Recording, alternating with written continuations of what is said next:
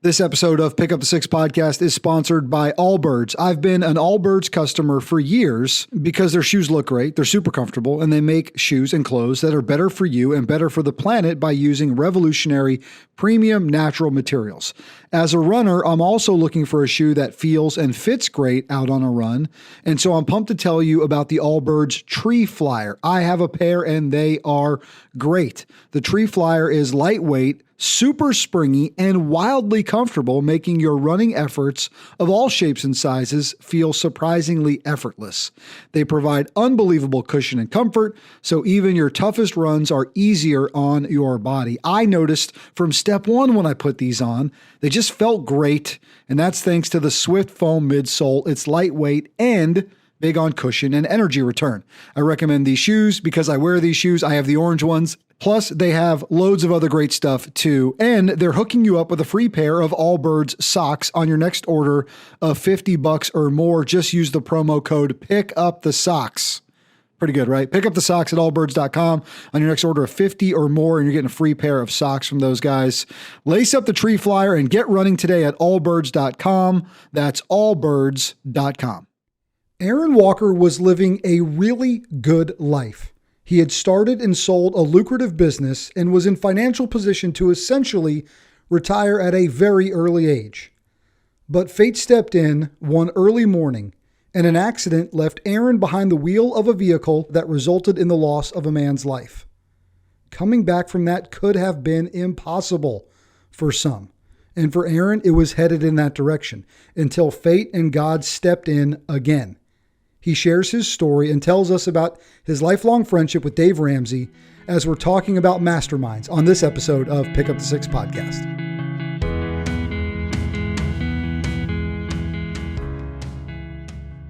Aaron Walker, my man, it is good to see you. Thanks for joining me on Pick Up the Six podcast. Brian, how's it going, buddy? You had a good one?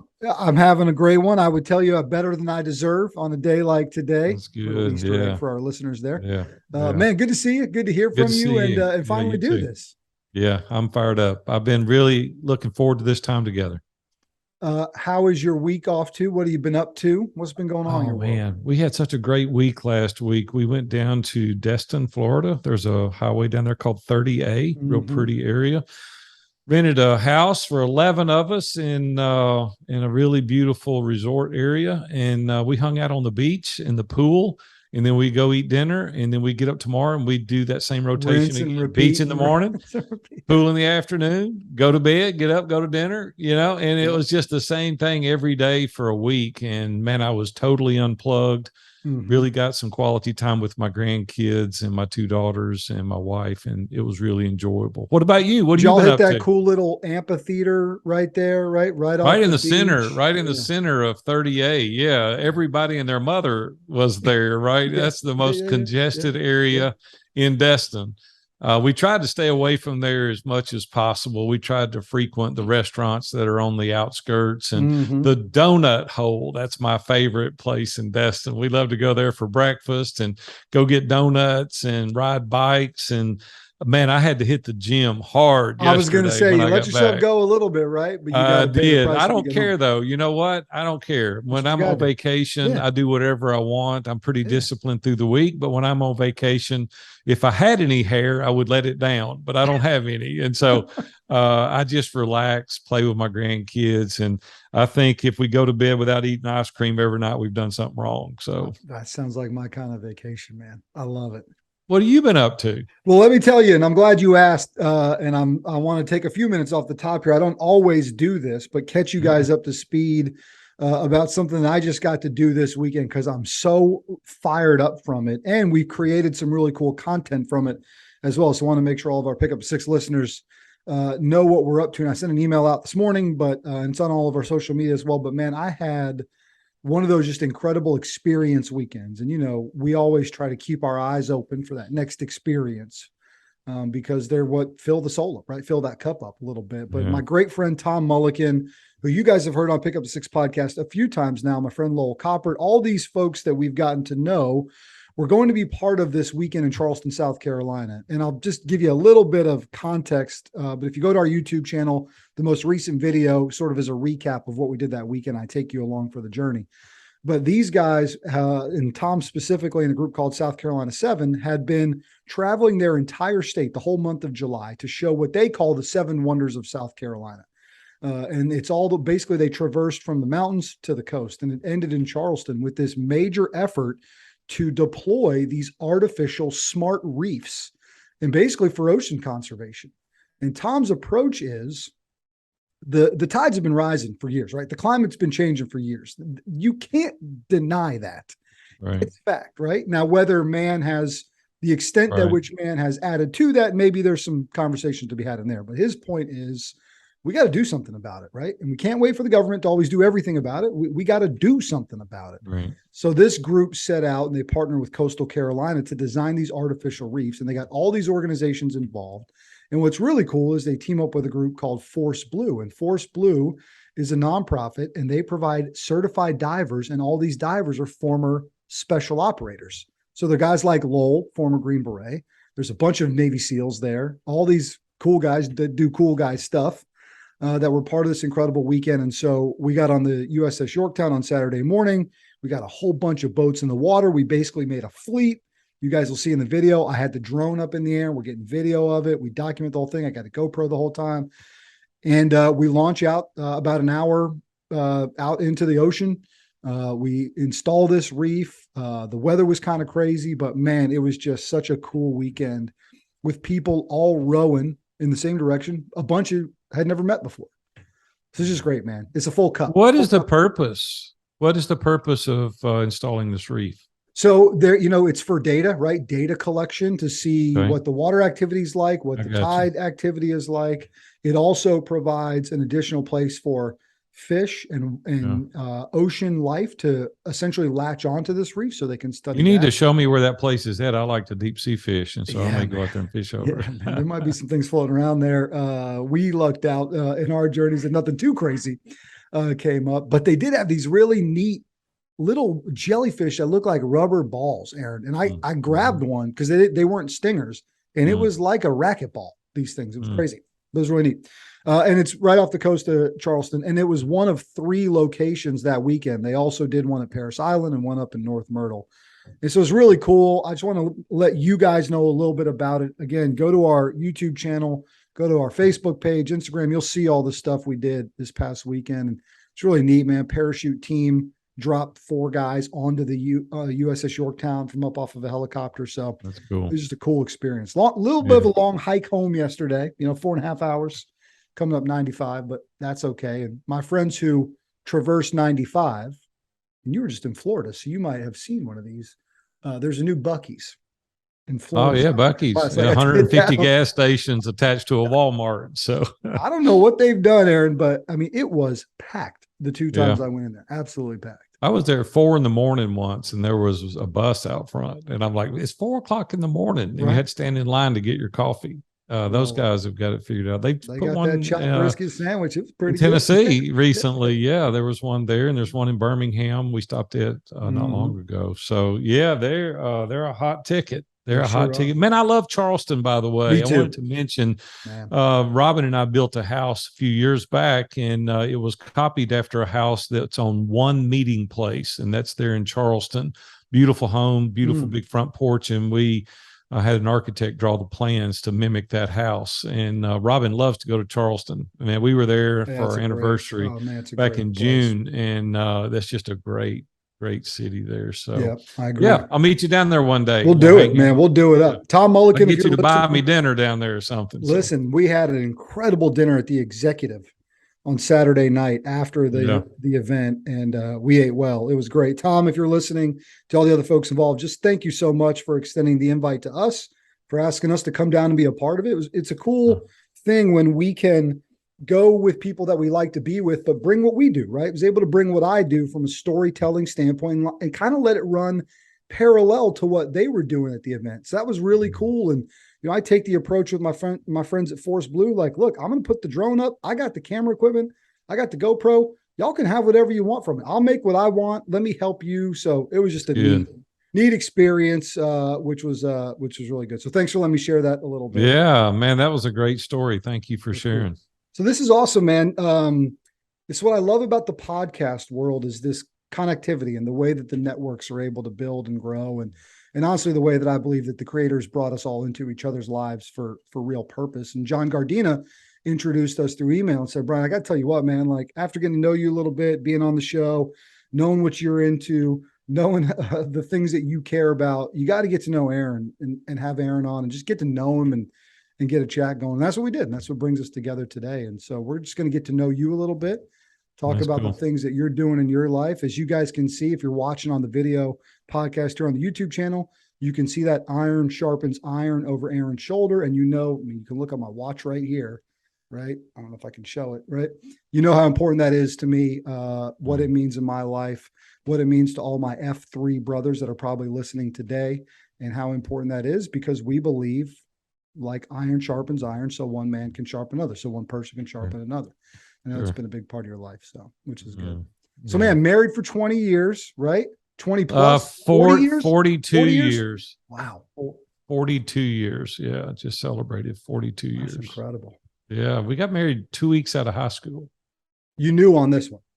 Yeah, it's funny. Robin and I met. We're a place teenagers just kind of hang out, and she pulled up in her car, and Patricia Carson was driving her around, and she looked over and saw me sitting on the hood of my car. I was by myself, and she said, "I'll marry that guy." Mm-hmm. And I'm like, "Dude," and she goes, "I just knew." And I'm like, "We hadn't even met yet." And sure enough, 2.5 years later, we got married. When you know, I guess. Yeah, I guess. And it's been an amazing journey. Yeah. I'll give you a little context to my story before we dive in. I live in Nashville, Tennessee, 62 years. I'm a pretty rare bird here in Nashville. We're 3 generations born deep and raised in Nashville. Yeah. Yeah. Love it. Born and raised here, 3 generations. My family, my grandfather, my father, and now me. And my kids live here and my grandkids live here, and they all live 5 minutes from me. And so, yeah, we love Nashville. People say, "Man, if you could live anywhere, where would you live?" I said, "I can live anywhere." And I do. I live in Nashville because it's the hub of the universe. It's the greatest city on earth. Mm-hmm. And I love the growth. I love how proactive we are here. I think it's the #1 destination city in the country now. More people moving here than anywhere. But the traffic not far from me can attest to that. But Nashville is a great city, and I love it. I grew up a really poor kid. My dad was a general contractor and never made much money, and I just wanted more. Right? I wanted better, and so I really set out on this journey to accomplish a few things. And God was really good to us early. We started our first business when I was 18. Sold to a Fortune 500 when I was 27, and that positioned us to be able to do some other really cool stuff. And in between there's a lot of businesses, but I want to take you to a point in time in my life that I think is a pivotal point. Hopefully your audience will garner something from this. When I was 40 years old, my life was really good. I had a very successful company. I was working about 3 days a week. My partner was working the other 3 days, and we had a fabulous business. And I was headed to the office 7:30 on a Wednesday morning back in 2001 and ran over and killed a pedestrian on my way to the office. And man, I did not understand what was going on. I mean, I just couldn't, I wasn't doing anything wrong. I wasn't doing anything silly. I wasn't speeding. He just didn't see me. Ran out in front of me, was trying to catch a bus that was stopped on the side of this 4-lane highway. And that was a long journey, Brian. I mean, God really took me down a path that I had to really do some discovery. And I took 5 years off. I didn't do anything. I sold the business and took the next 5 years off. And what I discovered in that is that I had had early success financially, but I had no significance. And that really hit me hard. It was like, if it had been me killed that day, my legacy would have been poor kid from Nashville, Tennessee, makes enough money to retire at age 27, and nobody cares. Yeah. And I was like, God, that is not what I want my legacy to be. Yeah.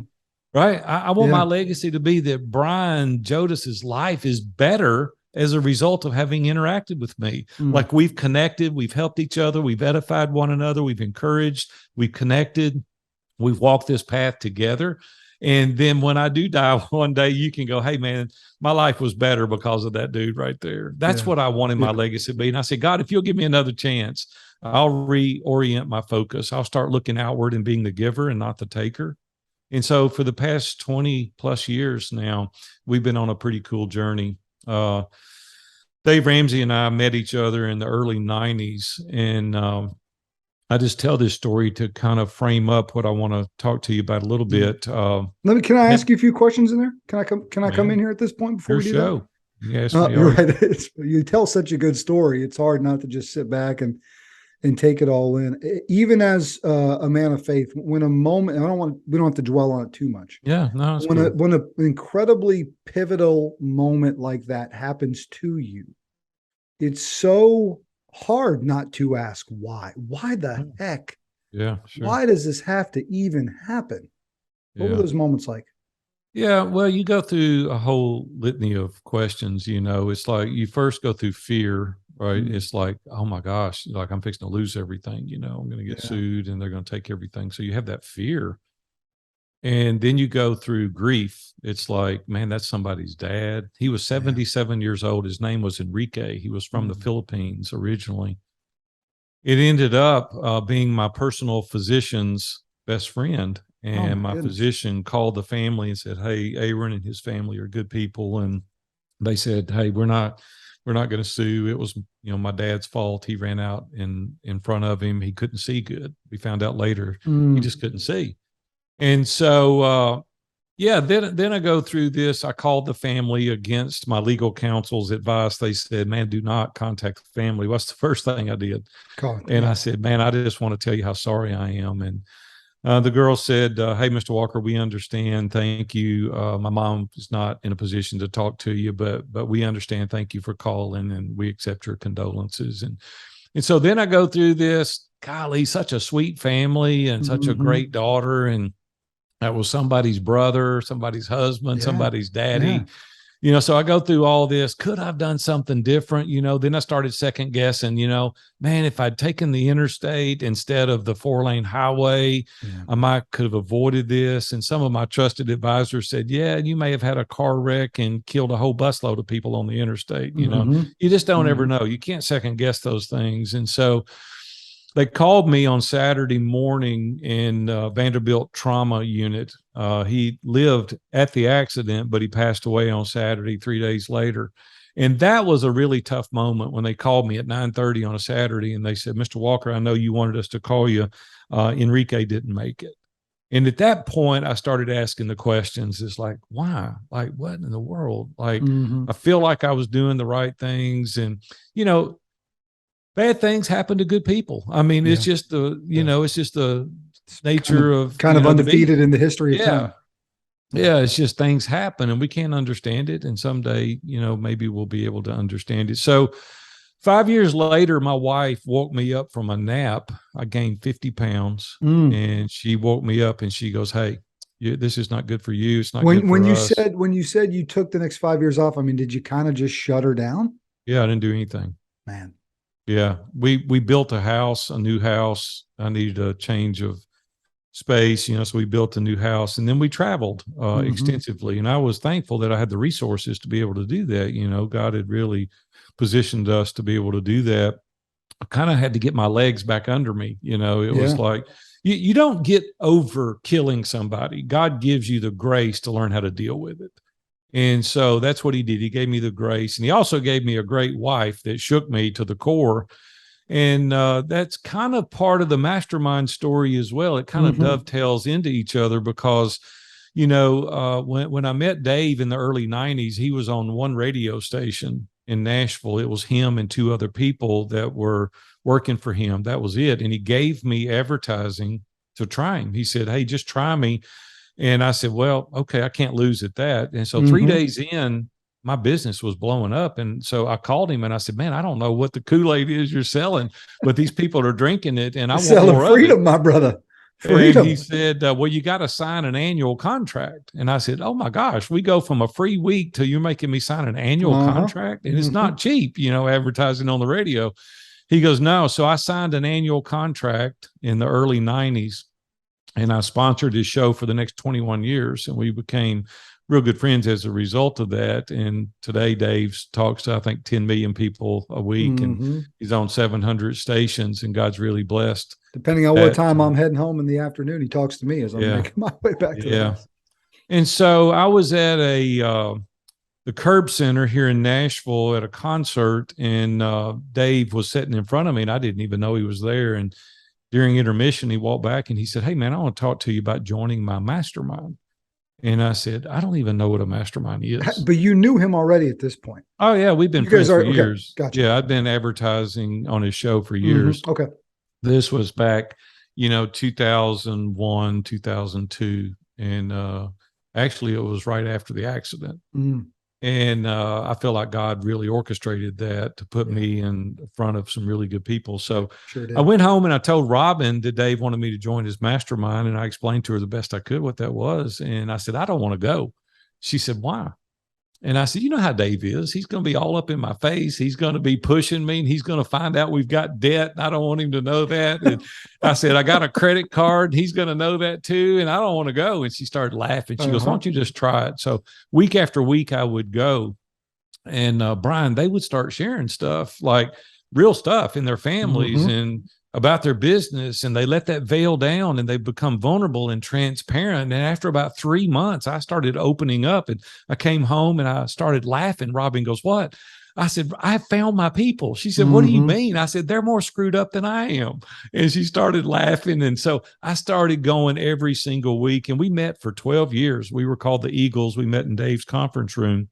And that's where I was really introduced to masterminds. And Brian, it changed my life, because it gave me a group of people that I could share intimately with. Yeah. It gave me people that I didn't have to be a fake and a facade. And I could go in there and say, "Hey, Robin and I are struggling," or "My kids and I are struggling," or "I've got this situation at work and I don't know what to do."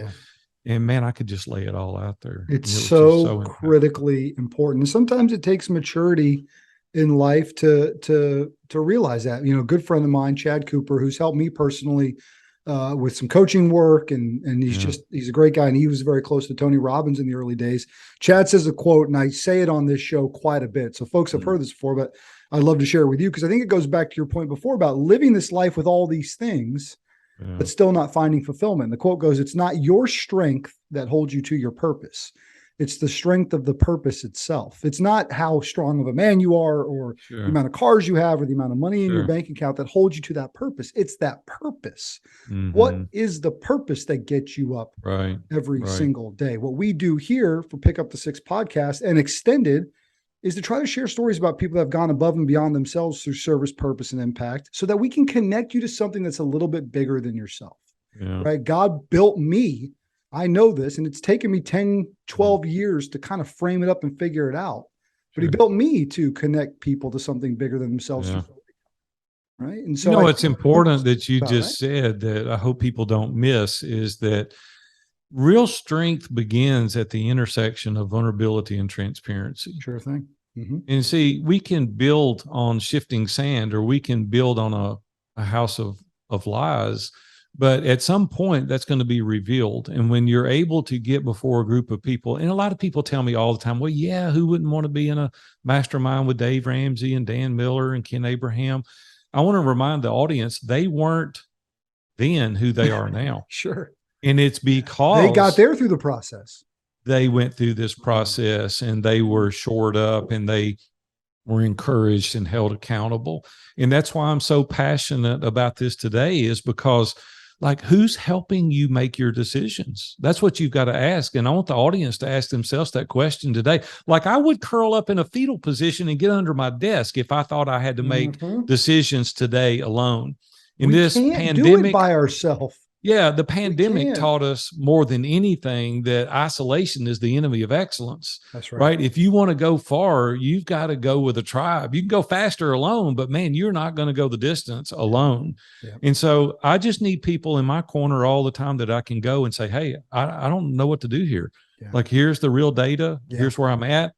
And they connect you, they support you, they encourage you, they hold you accountable. And I'm like, man, in order to live my best life, I need those people, because we all can tend to procrastinate. We kick the can down the road, or we get lazy, or we don't want to do it consistently. And your group goes, dude, let's come on. You said this is where you wanted to go. Let's go. Yeah. Yeah. And when you have that level of accountability, you have far greater success. You might even know what to do, but you need outside perspective. You've got to have somebody that's able to come in and give a different viewpoint, or even just call you on something, maybe even sometimes just call you on something just to know to do it. For our listeners that are faith believers, which many of you are, I'm going to talk about it from a faith standpoint, a little bit of a biblical standpoint for a second, related towards isolation. The wicked one, right? The evil one had those two people in the garden. He got them isolated, right? He was able to get in one's ear, right? He wants you isolated. He wants you as vulnerable as possible and away from other people to get in there and to do the work that he wants to do, right? He needs you by yourself, right? You know that you don't need to be by yourself. Yeah. And when we shine light in the darkness, there's no room for the enemy, right? And so now we see there is the most valuable asset of a mastermind is a different perspective. We don't know what we don't know. Yeah. And when you get into a group and they can enlighten you, you're probably like me, Brian. I get out of the shower. I got 3 new business ideas every day. God. I get out. I got to get a waterproof pad and pad. I don't have one yet, but I was telling my wife about it. Right? And she's like, I need that too. Like, cause that's where you come up with all this stuff. And so I would go to the mastermind and I would be so fired up because I'm a high D personality. I'm just ready to crush it. And I would share the idea and Dave would go, that's the stupidest idea I've ever heard. And I'm like, what? Well, come on, man. And Miller would go, hold on, Dave, wait a minute. If we do this and we tweak this and we introduce this, or we put this resource, maybe he's on to something. And I'm like, I didn't even know that was a thing. Like, I didn't even know. See, that's what I'm saying is, like, you only have one filter. You only have one life experience. You can't see it a different way if you wanted to. Yeah. But when you surround yourself with people that your core values align, and that's very, very important when you're in a mastermind group, the core values have to align. If you're going to take life lessons from other people and they're going to give you feedback on how to live your life and live your marriage and be a dad, and you need people with similar core values. They don't have to align completely 100%, but they better be kind of parallel. You got to have a starting off point, right? Yeah. There's got to be a starting off point. And that alignment of core values adds a critically important component of a group like that. And it's the T word, it's trust, right? I know I have to be able to trust you. Well, that's the way to get anything done is the speed of trust, right? And you get so much more done when you're in an organization. It's like iron sharpens iron. We have 150 members. We're in about 4 or 5 different countries now. I love it. And we've got a community that it's built on trust. And there's so many people now going into partners with one another. They're loaning money to each other to do real estate deals. They're inviting each other into their homes. They're traveling together. They're starting companies. And it's because they do life with these people every single week. And then outside of the groups, they're meeting constantly. And so you build this level of trust. And see, that's the very hurdle that people can't get by. And so they don't do as many deals as they could, is because they don't really know who they're dealing with. Yeah. And then when you are able to interact with people that align with your core values, you can just get so much more done. I met Jeff Hoffman, the guy that started Priceline. And he said that 10% of everything he reads has nothing to do with anything he's interested in. I said, well, you got to help me understand that. He said, it gives me a new perspective. And he said, the irony of that is the majority of his good ideas come out of that 10% reading. Yeah. Because it introduces him to a whole new world. Well, see, that's what masterminds do. Every single time you interact with someone else, there's some nugget, if you're listening and you're paying attention, that you can learn. And you do that consistently, week after week, month after month, year after year. It exponentially takes you to where you want to go faster. Aaron, if they're listening and they're like, I don't even know where to start. I don't know how do I do this? It can be overwhelming. Yeah, well, it can be. But, the thing is first of all, we're designed to be in community. We're not designed to be alone, right? First and foremost. So you can tackle that from many different avenues. Like, I have an accountability group. I have 3 men that I meet with every week. I've been doing this for 30 years. We call that a shield lock in the F3 world, right? So 3 to 4 guys in close proximity to each other. There's nothing those guys don't know about me. Nothing. Yep, everything. same. You name it. I mean, from my sex life down to my finances and everywhere in between, they know And some everything people are like, about that's me. too much. I said, no, No, that's no. the key to acceleration Yeah. for you, is to have others around you who know those successes and vulnerabilities and failures. Brian, I went to lunch with a guy the other day, and I said, hey, Robin and I are kind of reaching this age where we're thinking about getting out of Nashville for a few months during the winter, thinking about buying a condo down in southern Florida. What do you think about that? And he thought a minute, and he goes, yeah, I think that'll be a good idea. I was setting him up. I probably shouldn't have done this. And he said, I said, really? You think that'd be a good idea? He goes, yeah, Big A. And I said, you think I can afford it? He thought for a minute. He goes, well, you've owned all these businesses. Yeah, I think it'd be a good idea. I said, it's $1 million condo. And he goes, yeah, I think it'll be a good idea. I said, well, no disrespect. I said, but you don't know my vision. You don't know my propensity. You don't know my blind spots, my kryptonite. You don't know my superpowers. You don't know Robin. You don't know Brooke and Holly. You don't know any of my grandkids, nor my son-in-laws. Mm-hmm. And certainly don't know anything about my finances. And you're giving me advice to buy $1 million condo in southern Florida. He goes, man, I never looked at it like that. And I said, how are you going to give me advice? You don't know anything about me. And see, we do that every single day. We go around the campfire. We go to some 2-day event and meet people we've never met. They introduce themselves and tell you how great they are. And you're taking advice from people with a name tag on. I'm like, are you kidding me? You're going to make a decision about your life, your marriage, your business on somebody you just met, and they don't know any context about your story whatsoever? Not me. I'm going to align myself with people of similar core values. I'm going to get to know them week after week, month after month, year after year. Now they know me. They know Robin, my kids, my grandkids, my business. They know my finances. And then when I ask a question, they can go, oh, yeah, I've got the data. I can help you. I can give you what I would do. And see, we give people tough situations, but no context. And then when we take their advice and it doesn't work, we wonder why we're failing miserably. And that's the reason we're designed to be in community, right? Mm-hmm. We need people around us that can help us make good decisions. There's great wisdom in the counsel of the multitudes. Yeah. And when you get a number of people aligning with saying, yeah, I think you should do this, your chances are far greater of them succeeding than if you just try to go out on your own. Yeah. What other keys do you think are important? I've got my own thoughts and theories that most I've borrowed from people that are very smart. But in a small group like that, right? So in the mastermind group, you got a big group, right? It's a little bit bigger. But if you're in that smaller, tight knit, again, what I refer to as that shield lock, 3 to 4 people, I think your best chance at, influencing is in a 3 to 5 person kind of group.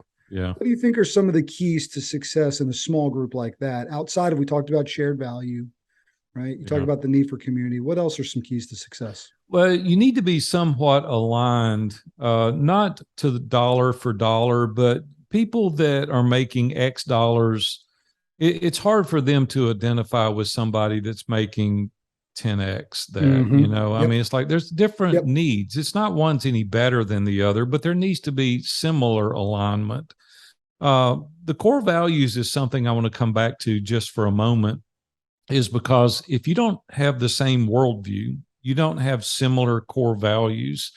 I'll just tell you some of our core values. Relationships matter most is my number one core value. It has been. I've owned 14 businesses over 43 years. It's been the number one core value in every business. The relationship matters the most, right? Mm-hmm. The people matter. I don't care if you're selling a widget or providing a service, the people matter most. And if you're not focused on the person, it's going to be short-lived. Our second one is make it amazing. Like, I don't want to do it if it's not amazing. Like, it may not be amazing to your standards, but it's amazing as I know how to do it. Until you show me a better way, then I'm going to make it more amazing. One of these guys in our mastermind group came to me a few weeks ago and he said, hey, thank you for sending me the birthday card. And I said, you're welcome. He goes, it's not amazing. And it really pissed me off. I'm like, what? He goes, it's not amazing. You got your VAs to do that, and it's just stock stuff, and it's a message in there you didn't even write, and it's not amazing. It doesn't align with your core values. And I was so mad. And I said, who else sent you a birthday card? Yeah. And so then I went to our team and I said, let me tell you what he said. And he told me, and our team said, it's not amazing. And I went, it's not, is it? And they said, no, it's not. So we went and we had special cards made, embossed, logo. We had, pictures of the person that's in it and had their names for anniversaries. And I handwrite a note in every one of them personally for all of our community. Mm-hmm. And people call me all the time. And you know what they say? This is amazing. That's amazing. Yeah. Right. Third one is no excuses. I hate excuses. I don't want to hear an excuse. Like if you're around me, like you need to come up with an idea. Like if it's not working, like give me a suggestion. Our team knows they better come to me with some ideas, like not excuses. Our fourth core value is everything's figure outable. Okay. And actually that's a word if you look it up. Okay. Like we'll figure it out. I don't know how to do it today, but we'll figure it out. And then our last core value is truth before opinion. And God's word for me is truth. And we'll run it through those 66 books first. And then you can share your opinion, but it's going to have to align with those 66 books or we don't do it. Yeah. Yeah. I hear you loud and clear on all that. I think taking the time did you write all those at once? Was it a process, right? It really took me about 18 months. A guy named Scott Beebe, My Business on Purpose, walked me through a mission statement, our values, really discovering our purpose, what we were trying to accomplish. This is really a passion project for me. Iron sharpens iron is, I retired 12 years ago. I wasn't going to do anything. I was going to buy a little place in the Caribbean, and Dan Miller challenged me. He said, man, you need to coach. And I started praying about it, started coaching, started doing some podcast interviews. John Lee Dumas had me on back 8 years ago on Entrepreneur on Fire. And overnight I had like 15 one-on-one clients. I went to Robin and I said, I can't coach all these people one-on-one. I said, I'm going to start a mastermind. She goes, oh, here we go again. And so I started a mastermind. Then Pat Flynn had me on. And we filled up 2 mastermind groups with a 30-minute interview. And I went to Robin. I said, I got to start 2 more groups. And then, I've continued to do interviews, sharing our story, encouraging other people. And here we are today, 15 groups. And at the trajectory we're on, we'll have 30 groups in the next 18 months. We're opening new groups now for the first time in 4 years. Awesome. And I said, no, we're going to get it to 150. I'm not going to do any more than that. And one day in my quiet time, Brian, God said, who are you to decide when you're going to stop? I'll decide when you're going to stop. And I went to our team and I said, I'm feeling really encouraged and really led and prompted by the Lord to open this back up. And they said, I thought you weren't going to do anymore. And I said, yeah, but lives are changing. These guys are better husbands. They're better dads. We've built boundaries. We've shown them how to double and triple their business. And why would we not want to share that message? And our team got on board. So we beefed up the team. We hired more people, brought on an integrator, really set it up to scale. And here we are. We've now got a tribe and we've got a movement. Iron Sharpens Iron has become a movement, and people that are getting in. We've had people 7-8 years meeting in the same groups, and they're all virtual. So it doesn't matter where you're at. You can meet in a group. We'll have a guy in Australia, one in Poland, and 7 in the US. We got 3 different time zones, 2 different days, one in Australia meeting. So it's fun, but these guys can get on, they can do it, they can get off. And then twice a year we meet in person. And so, man, that's where the magic happens. We get together twice a year, historically here in Nashville. I think we've had about 13 live events now, and it's just a blast doing that. Incredible. So listen, not our group necessarily. I mean, if you're interested in our group, I'd love to talk to you. But if not, then reach out and find other groups, organizations. Do yourself a favor, though. Really check them out. Like, we don't twist arms and we don't pressure people. I want you to check on me. I want you to read my book. I want you to listen to the podcast interviews I've done. I've done thousands of interviews. Read our blogs. I've written thousands of blogs. I learn who we are, right? Because this is a commitment. Like, you're getting into a community, you're getting into sharing intimate details, all the data about your personal life. But once you get in, you go, man, where's this been all my life? Right. Right. It's your people. And that's what I even sign all my emails. You are the best. You are my people. This is my community. And we've got guys. We just had one guy that got married. He flew to Greece. 3 of the mastermind members went with him. One of the guys is a pastor, and he married them in Greece. And 18 months ago, they didn't know each other. Yeah. And that's the fast track of getting to know people and really getting involved in their lives. And some of these guys are very, very successful, and they're teaching and training up other guys how to scale and grow their businesses and how to be good husbands and good dads. I think it's the fast track of also taking the perspective of opening yourself up for experience. Yeah. Letting yourself be opened up. Yeah, you're going to have to be vulnerable. You have to put some things on the line. Sure. You might have to get a little uncomfortable. But if you're not uncomfortable, you're in the wrong mastermind, because if everything is comfortable, you would have already done it anyway. And when they're pressing you to push beyond that comfort zone and you get outside of those upper limit challenges and you're bumping against the ceiling, when people start asking you hard questions and you start sweating and you start getting antsy, and you're like, man, this is uncomfortable. Well, good, because success is just on the other side of that. That's right. And let's push through it. Let's get the truth out here and let's figure out where we can help you. And guys come back every day and they go, thanks for pushing me. Nobody's ever pushed me. Nobody's ever asked me these hard questions.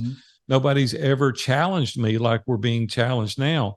And we create a program called Come As You Will Be in 2023, to where in 5 key areas of your life, we set very aspirational goals. And then we have a systematic process we work through in order to accomplish that over a 36-month period.